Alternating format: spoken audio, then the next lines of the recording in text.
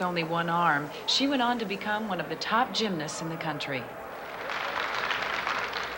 Not only could Carol work the floor and the beam, but unbelievably the uneven parallel bars as well. And last year, with her team ranked #1 in the country, she was well on her way to a national title. But just before the championship meet, Carol's dreams were shattered when she fell while practicing on the uneven bars.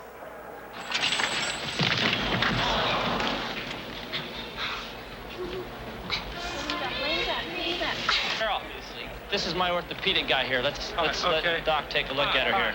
How's that feel? There's no way she can compete tonight with that knee as unstable as it is. Carol suffered one of the worst injuries that can befall an athlete, severely torn ligaments that required extensive knee surgery. Even with the cast on, Carol began to work out every day, and before long, she was back on the bars and wound up on our show. Ladies and gentlemen, Miss Carol Johnston!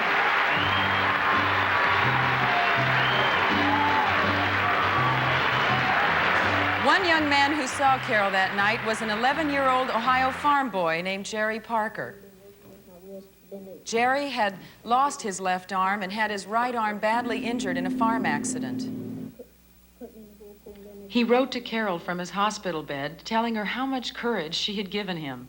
Carol flew immediately to his side to help in his recuperation. They've been putting me in a whirlpool, and then they've been working with my wrist, bending it back, and trying to get me to touch my fingertips with it.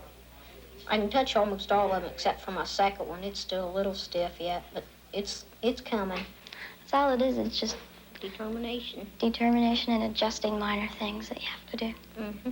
It's just really amazing. Like, when you look around, there's a lot of people doing some great things. I always look at them and go, wow, they're really great. And they look back at me and go, wow, but I don't think I'm doing anything. Well, I do.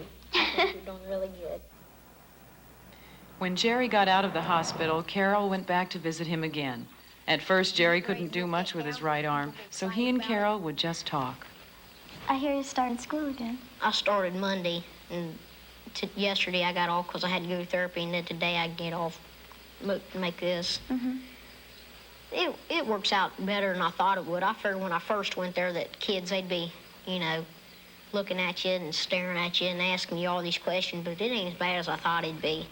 Yeah, I didn't want to go, and I cried. But once I got there, everyone treated you like each other. And then I signed up for every sport you could imagine, just so they accept me as being very athletic. So that's how I got into gymnastics, too. Jerry's determination grew.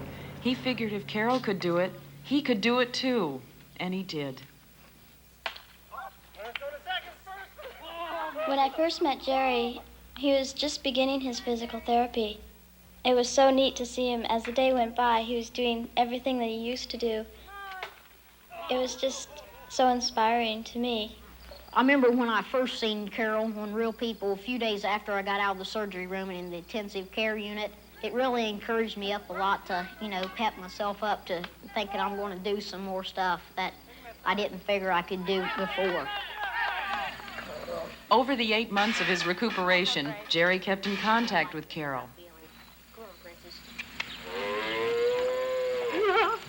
And on her last visit, Carol asked Jerry to help her do something a city girl has always wanted to do. There you go. You're getting it. Come on, Carol. Since Carol did so well at milking the cow, Jerry thought she was ready for a chance to drive the big tractor. Well, let me show you how it operates. After being in it a few minutes, though, Jerry figured Carol should learn on something more her size. It took me 18 years to adjust to having one arm, and it's only taken Jerry 8 months. I'm really glad that Jerry saw me on Real People that night, because I know that we'll be friends for a long time. With Jerry almost fully recovered and cheering her on, Carol is now working out to get back in prize-winning form. And in a few weeks, the story of Carol and Jerry will be seen on Disney's Wonderful World.